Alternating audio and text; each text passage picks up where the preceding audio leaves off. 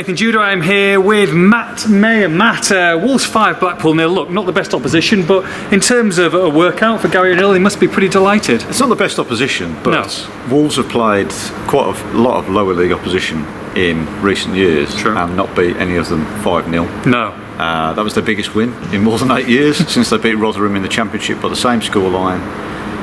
Not one, not two, but three strikers scoring. You know, you can go months without seeing one Wolves striker score, three in the same night. Yeah, it was only Blackpool. They're not very good, are they? Blackpool seconds, really. They've got 5 games now without scoring. But at the same time, you know, as Gary O'Neill has just said in the press conference, you know, there are Premier League clubs that will have struggled tonight against lower league opposition, and Wolves, you know, Wolves made it look easy, and they scored lots of goals. You know, so fans singing Gary O'Neill's name at the end. Yeah, look, as I've just, said in my report, you didn't sign Sasa, Kalajdzic and Fabio, Silva to see off the likes of League One Blackpool, but you know, goals, wins breed confidence, and you hope that is what this will do. It's an enjoyable 90 minutes. 90 minutes when we're not stressing over the transfer window or Maher Nunes. We're inevitably going to talk about it. Absolutely. Look, I mean, only 2 people kept the place. 9 changes from Gary O'Neill, Max Kilman, the captain, and Fabio. We all said that he needed a goal, and that's exactly what he got. He took it pretty well, and actually had a decent game tonight. Maybe a slight deflection, but they all count, and it was definitely his goal. It was on target, and I thought he played. I thought he was bright. It's what he needs. Look, his career at Wolves is going to be defined by what happens next, and how he does in the Premier League. But this was the ideal chance to build confidence, and that's exactly what it should have done. The one downside on the evening was obviously Joe Hodge with his moving me back at the camera. Was obviously Joe Hodge. What looks like a pretty nasty hamstring injury. Too early to know for how long. And obviously if Wolves do lose Mr. Nunes, then they probably need to look at perhaps bringing another midfielder. But, we could see what happened. It could be an interesting few days, I think.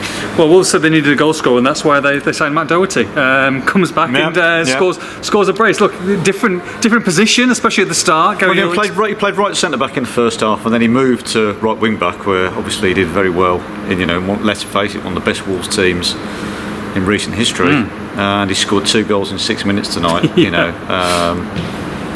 I mean, we know what he can do. He didn't play a lot as right wing back at Spurs. He played as a right back. He was a good player in that position. He is. So if they're going to play 3 at the back, Matt Doherty's still got a lot to offer. I don't think that should be a shock to anyone, really. 3 debutants tonight, one of which scored again a heavily deflected goal. Full debut. I thought Fraser looked bright. I mean, he could have had a second one. He could. Fabio was very himself. Obviously, had a hand in setting up. Well, he did set up again with slight deflected cross, but it's not split hairs. He's only 18 years old. Sure. He looked bright. But he's not one for now. No, he's not. Someone who is for now, and it's probably slightly been slightly disappointing since he came from Paris Saint-Germain, and that's Pablo Sarabia. Played tonight. Gary O'Neill said afterwards in the post-match presser that he was desperate to play 90 minutes. He didn't want to come off the pitch, and I thought 3 assists and kind of controlled the game. Yeah, he was man of the match. He was constantly involved. He looked. Look, I've seen players who've come from kind of clubs like that playing for Wolves, Villa, and other clubs who have kind of not really been fussed about these kind of games and these kind of competitions. But I think you couldn't say that about Sarabia tonight. I thought he was really bright. He was, like you say, constantly involved, and I mean that again should boost his kind of confidence a bit, and just getting that minutes in the legs, so to speak. So Wolves win the next round. I believe the draw is probably tomorrow night at some point. Somewhere in Hong Kong. Somewhere like that. Absolutely. But of course, look, before Crystal Palace on Sunday, we move on to Friday. Deadline day, 11 o'clock, September the 1st, and all the talk, of course, is about Maher Nunes currently on strike. Gary O'Neill kind of confirmed that afterwards. What do you think will happen between now and then, and also incomings and outgoings? Could we see some activity apart from that? I don't know what happened with Núñez. I don't think anybody knows. I think if something is going to happen, it probably needs to happen relatively quickly. Yeah. Because if Wolves are going to take in a big fee, and look, it's hypothetical, isn't it? We don't really know what they're going to do. You would hope that if they get 60 million, then they can reinvest a fair chunk of that. But they need time to reinvest. And, exactly. It's not easy doing deals in the last 48 hours of the window, as Wolves know from experience, when they were chasing the Welsh international striker whose name suddenly escapes me a couple of years ago. Yeah. No place for Bournemouth, does he? Cardiff City. Kiefer Moore, that's it. Kiefer Moore. So I would suggest that the next 48 hours, next 24 hours probably. Where are we? Tuesday, Wednesday? I always think something's got to move. Yeah. And let's face it, Wolves hold all the cards. Either Man City offer the money they want or they don't. He's on a contract for 4 years. Gary O'Neill's kind of talked around it there, but I think there's got to be a fair amount of disappointment about the way Matheus Núñez has acted. I mean, looking at the way the supporters have reacted as well. Look, Manchester City, one of the best teams in the world, if not the best team in the world. Of course, players are going to be, interested in moving, but he's paid a lot of money. To play for Wolverhampton Wanderers. Great club in its own right. With supporters who could only, would take years to earn what he earns in a week. And I just think sometimes, it kind of. I spend a lot of time defending professional footballers and kind of, because they have a certain reputation, but when they go on strike or withdraw their labour, it doesn't. It's not great. No, it's not. It's not particularly great. It's not great. Look, I mean, Manchester City might not look at that, and they might not be particularly happy either. I think. Look, if he stays, well, exactly. That's a very good point.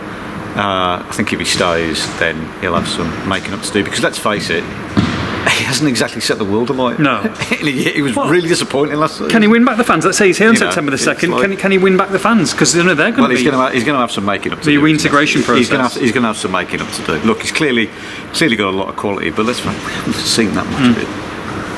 It was pretty average for much of last season. This is not a situation. Look, I don't think Ruben Neves would have ever gone on strike, but this is hardly a scenario where you could give him 6 great years to the club. Sure, absolutely, Come on, Wolves were pretty poor last season, weren't they? And Núñez was part of that team, so come on. And a young striker potentially on his way as well? Yes.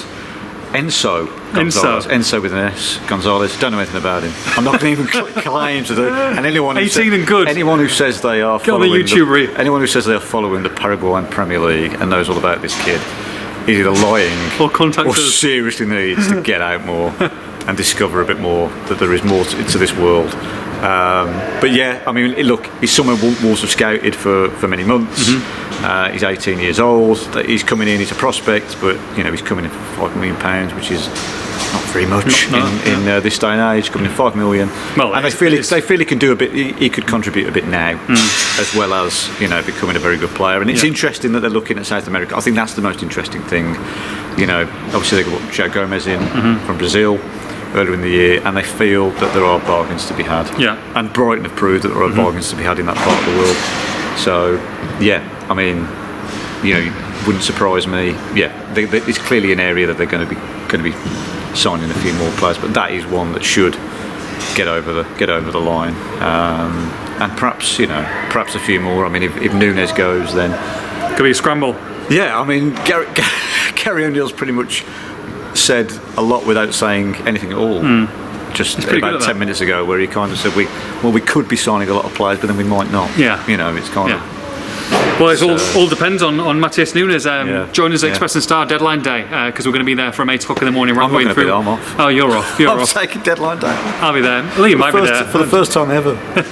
We'll miss you. We'll miss you. Look, you won't miss me. 2 games, 2 wins, Matt. So you've got a 100% record. So happy days. Wolves 5, Blackpool 0. Follow post-match reaction. Make sure you log on to expressandstar.com. Thank you. Cheers.